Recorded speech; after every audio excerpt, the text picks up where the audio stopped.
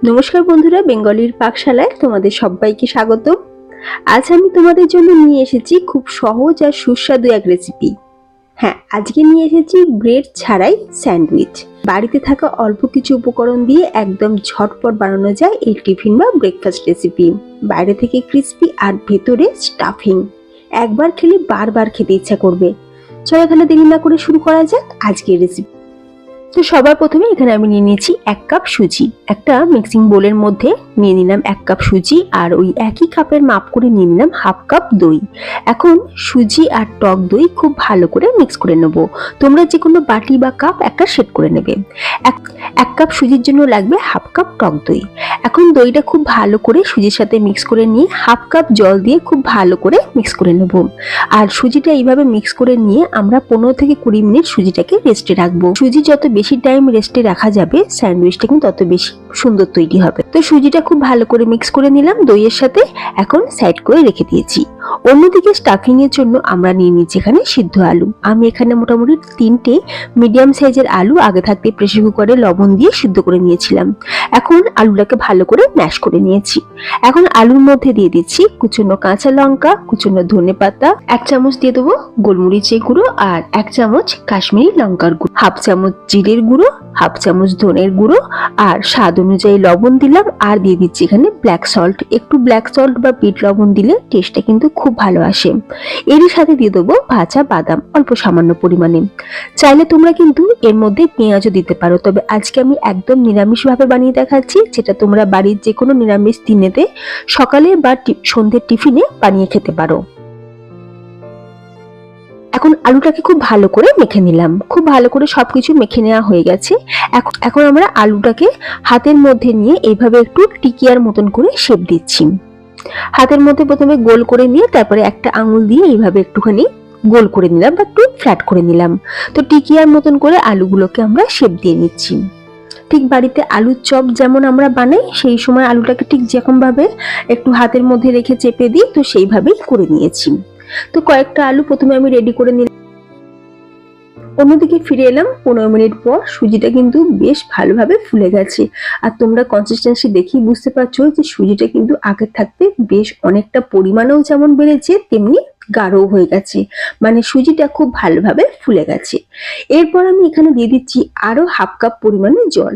যেহেতু এখন ব্যাটারটা বেশ গাঢ় হয়ে গেছে, তাই ব্যাটারটা আমরা একটুখানি পাতলা করব বা অ্যাডজাস্ট করে নেব। তো সেই জন্য আরো 1/2 কাপ পরিমাণে জল দিলাম। টোটাল আমি এখানে 1 কাপ জল ব্যবহার করেছি।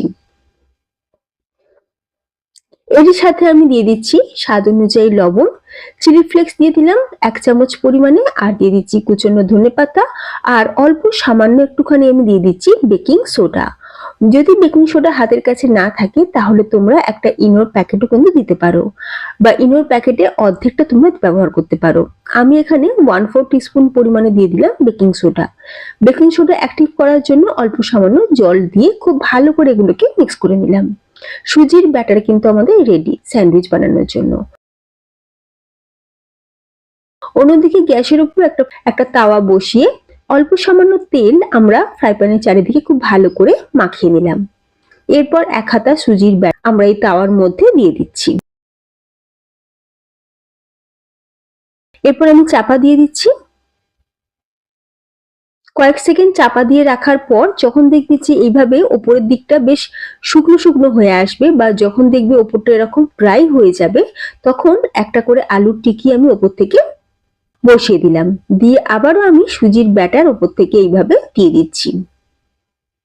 প্রথম দিকে হয়তো শেপটা খুব ভালো না আসলেও যখন রেডি হয়ে যাবে তখন দেখতেই পাবে শেপটা কিন্তু খুব সুন্দরভাবে চলে আসবে। একটা সাইড একটু হয়ে যাওয়ার পর আমি এটাকে উল্টে দিলাম। এরপর ওপর থেকে একটুখানি তেল খুব ভালো করে চারিদিকে ছড়িয়েও দিলাম, আর ওপর থেকেও একটু ভালো করে মাখিয়ে নিলাম। আবারও আমি চাপা দিয়ে কিছুক্ষণের জন্য কুক করে নেব। পুরো কাজটাই যদি চাপা দিয়ে করা যায় তাহলে খুব তাড়াতাড়ি যেমন হয়েও যায়, তেমনি খুব ভালোভাবে কিন্তু কুকও হয়। তো ঢাকনাটা খুলে একবার উল্টে পাল্টে দিচ্ছি। এইভাবে লো ফ্লেমে উল্টে পাল্টে একটু ভাজা ভাজা করে নিতে হবে, যাতে সুজির কোনোভাবেই কাঁচা অংশ না থাকে। আবার একটুখানি তেল আমি ওপর থেকে ব্রাশ করে দিচ্ছি, আর উল্টে পাল্টে একটু লাল করে ভেজে নিচ্ছি।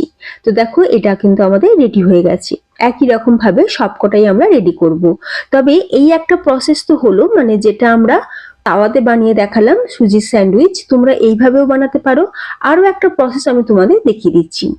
আচ্ছা, অনেকের বাড়িতেই কিন্তু এরকম তড়কা প্যান থাকে বা তড়কা একটা বোল থাকে, যার মধ্যে আমরা ফোড়ন দিই বা একটা তড়কা লাগাই।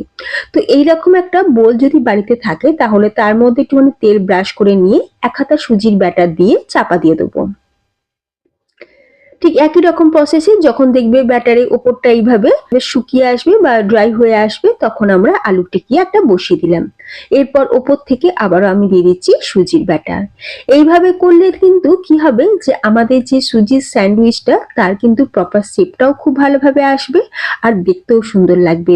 চাপা দিয়ে কিছুক্ষণ কুক করে নেব। এরপর ওপর থেকে একটুখানি তেল আমি ব্রাশ করে দিচ্ছি, তারপর একটা সাইডকে এইভাবে উল্টে দিচ্ছি। তো তোমরা দেখতেই পাচ্ছ যে কত সহজে কিন্তু আমাদের এটাও তৈরি হয়ে গেল। যদি তোমাদের হাতের কাছে এরকম একটা তড়কা বোল থাকে, তাহলে তোমরা এতেও করতে পারো, কোনো অসুবিধা নেই। তো তৈরি আমাদের ব্রেড ছাড়াই আলু দিয়ে সুজির স্যান্ডউইচ। সকালের জলখাবারে হোক বা সন্ধ্যের হালকা টিফিনে তোমরা কিন্তু এইরকম ভাবে অবশ্যই একবার বানিয়ে দেখতে পারো। খেতে কিন্তু দারুণ টেস্ট লাগে। চায়ের সাথে হোক বা সসের সাথে খেতে সুপার টেস্টি। এইভাবে বানিয়ে বাচ্চাদের টিফিনেও কিন্তু তোমরা দিতে পারো। খুব সহজেই যেমন হয়ে যায়, তেমনি হেলদিও বটে। তাহলে ফ্রেন্ডস, তোমাদের কেমন লাগলো আজকের এই সুজির স্যান্ডউইচের রেসিপি? অবশ্যই কমেন্টে জানিও। রেসিপিটা ভালো লাগলে আত্মীয় স্বজন বন্ধুদের মধ্যে শেয়ার করে দিতে পারো। আর যে সকল বন্ধুরা আমার চ্যানেলে নতুন ভিডিও দেখছো, তোমাদের কাছে রিকোয়েস্ট রইল, প্লিজ চ্যানেলটি সাবস্ক্রাইব করে পাশে থেকো এইরকমই নিত্য নতুন রেসিপি পাওয়ার জন্য। তাহলে ভিডিওটা এখানেই শেষ করলাম। ধন্যবাদ।